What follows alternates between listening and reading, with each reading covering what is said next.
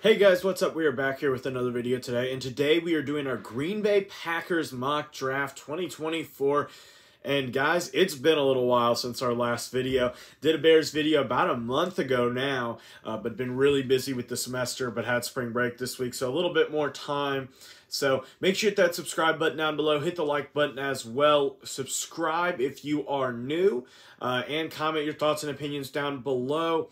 Also, make sure you check out more mock draft stuff will be coming out, along with some college football content, both on our channel, American Football Roundup, and on the newest channel with a couple other of my YouTube friends, the Podcast Network, or the Podcast Boys Network. Make sure you check out that channel as well. Let's get into it.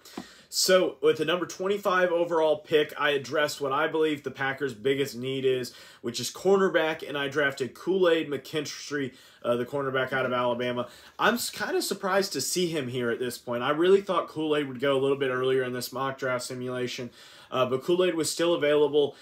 He's not my favorite cornerback in this draft, don't get me wrong, but no, other thing is this, he's still a good player. And to get him at 25 overall, I thought was pretty good value. I know a lot of people have been hyping him up, especially over some of the other guys at that top part of the draft, and I'm just not as big of a fan as Kool-Aid if he were going to the top 10, which is where I've kind of seen him go in some mock drafts, but a little bit of hype has been lost on him, and I like him a little bit more in the 20s rather than top 15, something like that. I like him in the back half of the first round as a player. Then at number 41, I drafted Tyler Nubin, the safety out of Minnesota. I think safety depth is incredibly important, and it's a position that the Packers definitely need to fix. Me and my one of my other friends here on YouTube, American Football Network in Lincoln, he knows safety is one of the big issues. We've had a lot of chats about who the Packers may go after at that safety position, because it's also a position the Bears, my team, are looking at as well, is that safety position. Tyler Nubin, great safety prospect out of Minnesota, a hard-nosed player. A lot of similarities in some ways to Antoine Winfield Jr., the current safety for the Tampa Bay Bucks, but he was there just before Tyler Nubin and did a fantastic job. I think that Nubin is a lot like Winfield, probably going to go in the second round, mid to early second round, and going to be a fantastic player. Antoine Winfield, I believe, was an All-Pro this year, if I remember correctly. He was definitely a Pro Bowler, but I think he was All-Pro as well. Then at number 58, I addressed it, not as much of a position of need specifically, but a little bit more of a position of depth, and definitely as the D-line isn't old, but Kenny Clark is getting up there in some years, and I get like dudes like, I think he's 29 and maybe going on 30, but like at the end of this contract, I think you're gonna need to find a replacement, and I think Brandon Fisk, he was there in the late second round, and I'm just like, Brandon Fisk, he looks like the guy I should be taking. Had a really good career at Western Michigan before transferring to Florida State this past year. Did a really, really good job there, and being able to develop him as a kind of a going to fill that little bit more inside, not exactly a nose tackle, could play nose tackle in that one technique, but a little bit more of a 3 or a 4, or I'm sorry, 3 or a 5 technique type of guy when it comes to hand in the dirt type of defensive tackle. Then you have, at number 88, I have them drafting Blake Corum, the running back out of Michigan.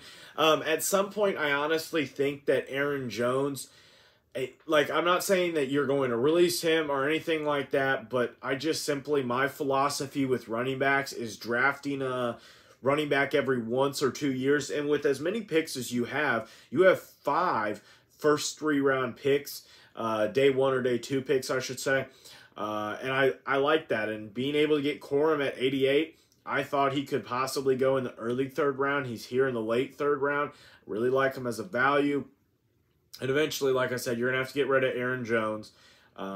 And at some point, I just don't think A.J. Dillon is the replacement for Jones particularly. Dillon fills so much of a different role than Jones does. And I think Blake Corum is able to fill that Aaron Jones role a little bit more when it comes to him, as Dylan is definitely much more of the hard-nosed, down the middle, just going to get 3 yards in a cloud of dust type of guy. And it's not that Jones can't do that, it's just that that's not his specialty. Then, at number 91, I have the Packers selecting Jeremiah Trotter Jr., the linebacker out of Clemson. A little bit of a do-it-all linebacker. Can play coverage, can blitz, can come off the edge. Did a great job at Clemson showing different versatility. Is a little bit of a knockoff version of Isaiah Simmons, but Simmons did not last as well. Trotter, definitely a much bigger player at standing in at 6'4", 230 pounds. Dude is a beast when it comes to the run game. Definitely has a little bit more pass coverage than most linebackers, so I do like that. I'll have his grade a little bit higher when it comes to pass coverage-wise, but overall, a solid player nonetheless. And again, a lot of value to find here in the late third round in a lot of these mock draft simulations. Then at number 125, I have the Packers selecting Johnny Wilson, the wide receiver out of Florida State. Another Florida State guy, had a great season, played really fantastic, but really at the end of the day, it comes down to his measurables. Dude is fast and he's big. At the end of the day, that's all that matters when it comes to some of these wide receiver picks, especially in the 4th round on day 3. Give me the attributes. Give me high RAS scores. I don't know whether Johnny Wilson's RAS scores come out. I know the combine just happened, so it should be out, but I don't know it off the top of my head.